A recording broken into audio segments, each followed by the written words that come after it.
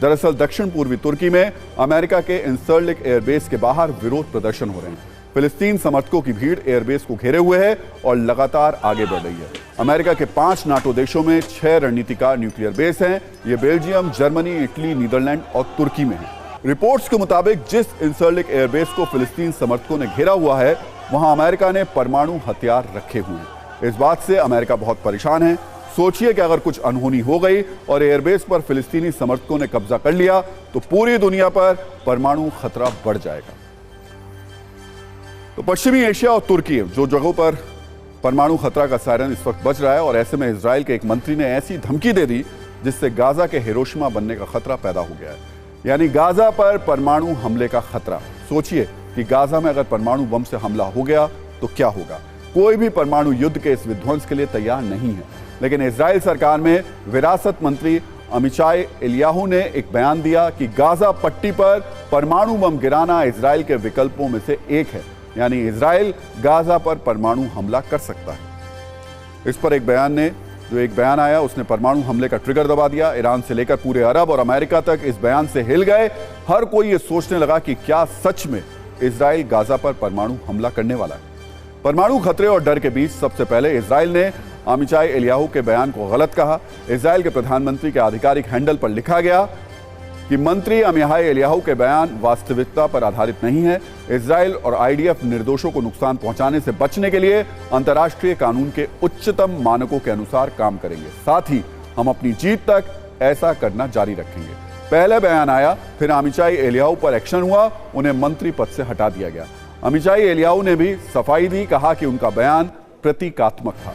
इस सफाई के बाद मामला शांत हुआ। वैसे आपको बता दें कि इजराइल में युद्ध से जुड़े सारे फैसले एक वॉर कैबिनेट ले रही है, जिसमें सत्ता पक्ष और विपक्ष दोनों के सांसद हैं।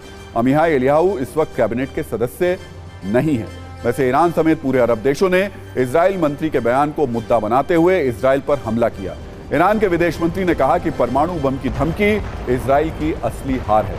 यूएनएससी और अंतर्राष्ट्रीय परमाणु ऊर्जा एजेंसी इसका संज्ञान है।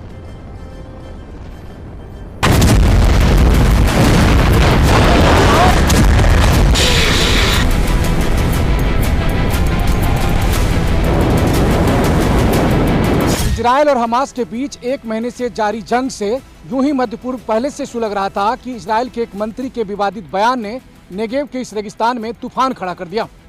हालांकि नेतन्याहू ने कुछ ही घंटों के भीतर उस मंत्री को हटा दिया, लेकिन ईरान ने इस बयान को एक मौके की तरह लिया और उसके बाद से ईरान मुस्लिम देशों को ठीक उसी तरह से उकसा रहा है जैसे परमाणु विस्फोट के बाद चेन रिएक्शन होता है।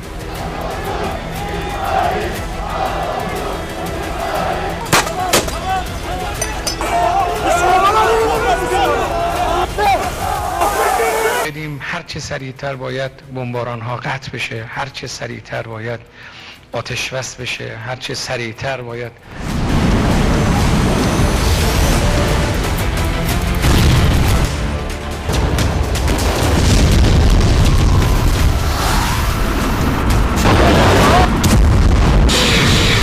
an interest that's shared with virtually everyone in the region to make sure that the conflict in Gaza doesn't spread to other places, whether it's here or elsewhere in the region. So everyone is looking to take the necessary steps, use their authority, use their influence to try to make sure that this stops, doesn't happen.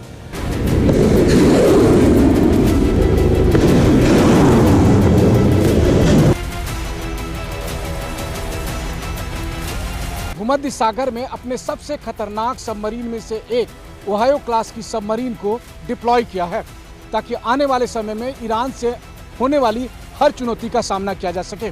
अमेरिकी submarine एक ही झटके में Iran को खत्म करने की क्षमता रखती है, लेकिन अब जो युद्ध अब तक 40 किलोमीटर की गाजा पट्टी में लड़ी जा रही थी, उसे परमाणु युद्ध में होता हुआ हर कोई देख रहा है और आशंका जताई जा रही है कि तीसरा विश्व युद्ध कहीं परमाणु युद्ध में तब्दील न हो जाए।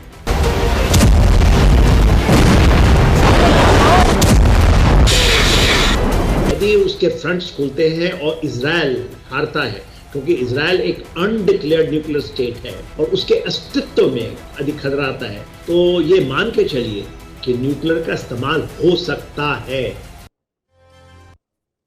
लेकिन यह भी सच है कि इतने भर से परमाणु खतरा खत्म नहीं हुआ, क्योंकि अमेरिका और इजराइल के पास तो परमाणु बम है ही। ईरान के बारे में भी दावा किया जाता है कि उसने चोरी छुपे परमाणु बम बना लिया है। उत्तर कोरिया भी चोरी छुपे परमाणु बम बना चुका है, वो ईरान की मदद का ऐलान भी कर चुका है। ऐसे में अगर गाजा परमाणु युद्ध का मैदान बना तो क्या स्थिति होगी? क्या गाजा पूरी तरीके से समतल हो जाएगा? क्या गाजा 21वीं सदी के पहले परमाणु हमले का गवाह बनेगा? इस बात का डर इसलिए भी है क्योंकि कुछ ही दिन पहले अमेरिकी मीडिया से एक बहुत विस्फोटक खबर आई थी। पुलित्जर अवार्ड जीतने वाले अमेरिकी पत्रकार सिमोन हर्श ने बड़ा दावा किया था कि इजराइल गाजा पर अमेरिका में बनाया गया एक बहुत विनाशक बम गिराने वाला है। एक ऐसा बम जो जमीन में 35 से 50 मीटर नीचे घुसने के बाद फटेगा, यानी ये बम जमीन पर गिरते ही नहीं बल्कि जमीन में अंदर जाने के बाद ब्लास्ट करेगा। ऐसा बम जो हमास के हथियारों की अंडरग्राउंड फैक्ट्री को नेस्ता नाबूद कर देगा, उसके सीक्रेट मिसाइल्स को मिट्टी में मिला देगा। इजराइल वो बम गिराएगा जो परमाणु तो नहीं है लेकिन परमाणु बम जितना ही विनाशक है। दावा यह भी है कि इजराइल का प्लान ग्राउंड ऑपरेशन का नहीं बल्कि गाजा को हिरोशिमा जैसा बनाने का है। वैसे गाजा में अब तक बारूद की जितनी अग्निवर्षा हुई है वो किसी परमाणु हमले से कम नहीं है। अगर आप गाजा की तुलना हिरोशिमा से करें तो क्लियर पिक्चर आपको नजर आएगी। 7 अक्टूबर से 2 नवंबर के बीच आईडीएफ गाजा पर 25,000 टन विनाशकारी शक्ति का बम बरसा चुकी है। ये आंकड़े इस लिहाज से भी अहम है कि गाजा का क्षेत्रफल 360 वर्ग किलोमीटर है जबकि हिरोशिमा का क्षेत्रफल 900 वर्ग किलोमीटर है, यानी हिरोशिमा के मुकाबले गाजा का क्षेत्रफल काफी कम है। लेकिन गाजा पर गिराए गए विनाशकारी बमों की शक्ति 1.5 गुना से ज्यादा है। इजराइल गाजा पर अब तक 10,000 से ज्यादा बम गिरा चुका है। इन बमों की शक्ति की बात करें तो वो करीब 25,000 टन बारूद के करीब है। दूसरे विश्व युद्ध के दौरान अमेरिका ने जापान के हिरोशिमा पर एक परमाणु बम गिराया था जो 15,000 टन बारूद की मारक क्षमता के बराबर था।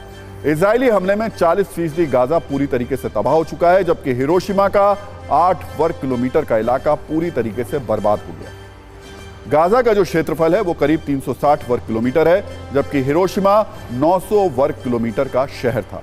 गाजा में अब तक 9,500 लोगों की मौत हो चुकी है जबकि हिरोशिमा में 1,40,000 लोगों की मौत हुई।